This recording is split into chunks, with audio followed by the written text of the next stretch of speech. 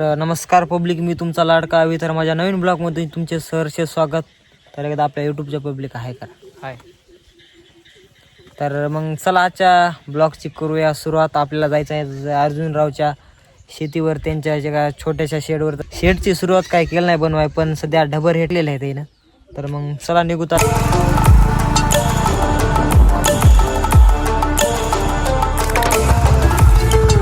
तर आपण आलो आहोत आता अर्जुनरावच्या आखाड्यावर आणि एकदा माहिती घेऊ त्यांच्या एकदा शेडची. म्हणजे शेड तर काय केलं नाही, पण त्यानं सध्या नियोजन त्याचं चालू आहे गायचं म्हशीचं, आणि शेती संदर्भात थोडी त्यांच्याकडून घेऊत माहिती. तर नमस्कार पब्लिक, मी आलो आहे आपल्या अर्जुनरावच्या आखाड्यावर.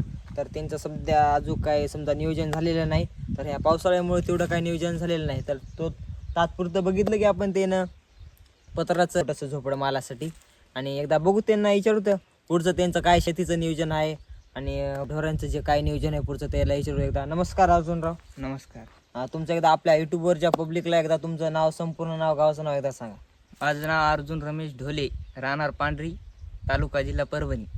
इथं आपण मुरुम भरलेला आहे. इथं आपल्याला 10 गायी करायच्या आहेत, त्याच्यासाठी मुरुम भरलेला आहे आणि भरायचा राहिलेला आहे काही. असं का? तर हे पावसामुळं याचं काम बंद झालेलं आहे. समजा पावसामुळे वाहन येत नाही तिकडं, असं त्याच्यामुळं हे भरायचं राहिलेलं आहे. आपल्याला पुढचं इथं शेड करायचे 60 बाय 60चं. तुम्ही असं आहे मुरुम हे सध्या टाकून घेतलेलं आहे, पण सध्या तुमचं आता आहे चाऱ्याचं नियोजन तुम्ही काय केलेलं आहे? आपण चाऱ्याचं नियोजन आपण अर्धा एकर गजरा लावलेला आहे. लावलेलं आहे. आपण बरेच जण काय करतात, जनावर आणले तर पुन्हा लावतात चारा. तर आपण आधीच चारा लावलेला आहे जनावरांसाठी. समजा बेजारी होऊ नये म्हणून. बेजारी होऊ नये पुन्हा म्हणून आपण आधीच अर्धा एकर गजरा लावलेला आहे. बरं, चला तुम्हाला गजरा दाखवतो. चला. हे आपला गजरा आहे, बिना काटायचा गजरा आहे, एकदम नंबर 1 चारा आहे. असं का? कोणाला लागला तर बेनं घेऊन जा, पैसे नाही काय नाही, फुकट घेऊन जा बेनं. एकदम नंबर 1 क्वालिटीचा गजरा आहे. बरं, चला तुम्हाला आपल्या शेतीचं नियोजन दाखवतो. यावर्षी आपण विहीर पाळली. महिन्याखाली पाणी चांगलं नंबर 1 लागलेलं आहे. बरं. पाण्याची खूप टंचाई होऊ लागली. ऊस हे आपल्या ऊसाला सुद्धा पाणी पुरत नव्हतं. हे आपला बोर आहे. आपण हे पहिल्यांदा हे बोर पाळला होता आपण. हे बोर 150 फूट बोर आहे. असं. याला 40 फुटावर नंबर 1 पाणी आहे. असं चांगल्या प्रकारे पाणी आहे. आपल्याला जमीन आहे 15 एकर. बरं. तर या एका बोरवर समजा आपलं ऍडजस्ट होत नव्हतं 15 एकर भिजवून. मग त्यासाठी आपण काय केली, विहीर पाळली. असं का? या बोरवर आता काय केलंय आपण, लाईटची प्रॉब्लेम असल्यामुळे आपण त्याच्यावर एक सोलार टाकले. हे 3 HP सोलार आहे. हे का? हे 3 HP सोलार आहे. AVI कंपनीचे सोलार आहे. नंबर 1 म्हणजे नंबर 1 हे सोलार आहे. आणि पाट्या किती आल्या त्याला पाट्या 6 पाट्या आहेत. 6 पाट्या आल्या का? चांगल्या प्रकारचं पाणी मारते. आणि आपलं समजा किती याला पडले हे सोलार सबसिडी हे करून? याला सबसिडी हे करून समजा हे 22,000 मध्ये पडलेलं आहे आपल्याला. 22,000 मध्ये गेलेले आहे का? 22,000 मध्ये. बरं. चांगली कंपनी. चला मग तुम्हाला आता विहीर दाखवतो आपण. चला. आणि वरी किती फुटावर आपला मुरुम लागतो, दगडी किती फुटावर लागते त्या सांगा आम्हाला. तर आपल्या इकडे कसं आहे, विहिरीला 10 फुटा आपल्या मुरुम लागलेला आहे. 10 फुटापासून खाली दगड आहे. खाली दगड आहे का? 10 फुटापासून खाली दगड आहे, वरी मुरुम आहे 10 फूट. बरं. 10 फुटापर्यंत आपण कडे बांधकाम केलेलं आहे. बरं. आता तुम्ही बोरला कसं सेपरेट आपण सोलार केलं आहे, तर आता विहिरीसाठी आपण आपल्याला आता अर्ज भरलेला आहे. आपण पेमेंट केलेली सोलारची 7.5 HP आपल्याला सोलार येणार आहे. ते आल्याच्या नंतर आपण विहिरी टाकणार आहे. आणि सध्या विहिरीमध्ये 5 HP ची मोटर आहे. 5 HP ची का? 5 HP ची मोटर आहे सध्या विहिरीमध्ये. आपण आता सोलार जे ऑनलाईन केलं आहे का, तर कोण्या कंपनीचं केलेलं आहे? म्हणजे ते आपण शक्ती कंपनीचं केलेलं आहे. शक्ती कंपनीचं. बरं. तुमच्या विहिरीला खर्च किती आलाय? आपल्याला किती खर्च आलाय तुमच्या? आपल्या विहिरीला विहीर पाडाय आपल्याला 3,20,000 रुपये विहीर पाडाय खर्च आलाय. तर कड्याला 1.5 लाख रुपये कड्याला खर्च आलाय. कडे बांधण्यासाठी, विहीर बांधण्यासाठी 1.5 लाख. किती फूट तुम्ही विहीर ही केली? ती विहीर आहे 33 बाय 50 फुटाची विहीर आहे. अशी 33 आहे. 33 आहे वरून गोल. बरं. खाली 50 फूट आहे. आणि किती फुटावर पाणी लागले आपल्या विहिरीला? आपल्या विहिरीला 35 फुटावर पाणी लागले. बरं. आपल्या विहिरीचं पाणी खूप गोड आहे. पिऊन बघा एक वेळेस. बरं.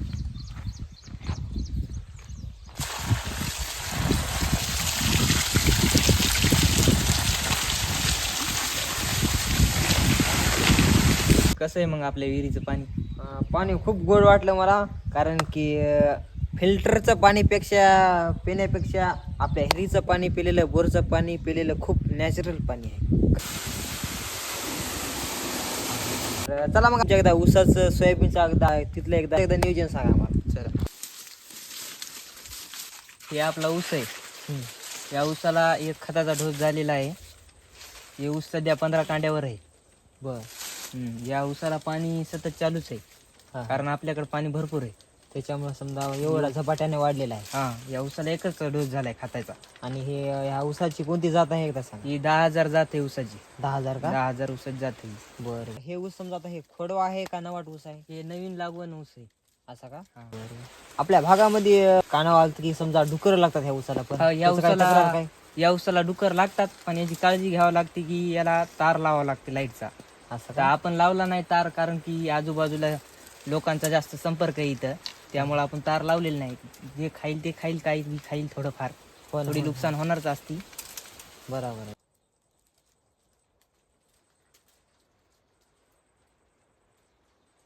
तर तुम्हाला काय वाटतं की समजा ह्या वर्षी तुमचं ॲव्हरेज कितीपर्यंत येईल? तर मला तर वाटतं यावर्षी 70-80चं ॲव्हरेज यायला पाहिजे. हा. कारण की यावर्षी पाऊस काळ कमी असला तरी आपल्या विहिरीला पाणी चांगलं होतं. तर याला कुठं काही कमी पडलं नाही. समजा खाताच्या बाबतीत हो, पाण्याच्या बाबतीत हो, चांगली याची सोय झालेली आहे. बरं. तर 70-80 पर्यंत ॲव्हरेज यायला पाहिजे. तर ऊसाची माहिती आमच्या यूट्यूबच्या पब्लिकला खूप पुरेपूर चांगली वाटेल. आणि आता आपल्या एकदा तुमच्या सोयाबीनची माहिती आम्हाला द्या तुम्ही. चला, हे आपलं सोयाबीन आहे. इकडं कसं पाईपलाईन नसल्यामुळं याला पाणी भेटलं नाही. आपल्याकडे पाणी आहे, पण इकडे पाईपलाईन नसल्यामुळं पाणीच भेटलं नाही इकडं. त्याच्यामुळे समजा जास्त काय वाढ झाली नाही सोयाबीन. सोयाबीनची वाढ झाली नाही, थोडं दुर्लक्ष झालं आणि इकडं. पाऊस काळ पण तेवढा नाही. हा, पाऊस काळ पण नाही तर यावर्षी तेवढा नाही. पावसाच्या जीवावर आपण हे केलं, तर यावर्षी पाऊस काळ थोडा लेट झाल्याने पेरण्या उशिरा झालेल्या आहेत. बरं. त्यामुळे आपलं सोयाबीन तेवढं विशेष नाही. याच्याकडे थोडं दुर्लक्ष झालं. आपल्याकडे पाणी आहे, पण आपला ऊस 13 एकर असल्यामुळे तिकडेच मोटर हे चालू होत्या. बरोबर. समजा तुम्ही आपल्या त्या पावसाच्या भरोशा बसल्यामुळे इकडे समजा- पावसाच्या भरोश्यावर बसल्यामुळे थोडं इकडे दुर्लक्ष झालं आपल्याशी. तर धन्यवाद अर्जुनराव, तुम्ही माहिती दिल्याबद्दल आम्हाला. आणि तुमची माहिती खरंच आपल्या यूट्यूबच्या पब्लिकला पुरेपूर चांगली वाटेल. खूप तुम्ही चांगल्या पद्धतीनं व्यवस्थित योग्यरित्या अशी माहिती तुम्ही मांडलेली आहे आमच्या नवीन शेतकऱ्यासमोर. तर धन्यवाद पब्लिक. आपले असेच शेतीविषयक व्हिडिओ बघण्यासाठी आपल्या चॅनलला सबस्क्राईब, फॉलो, शेअर नक्की करा. तोपर्यंत बाय बाय.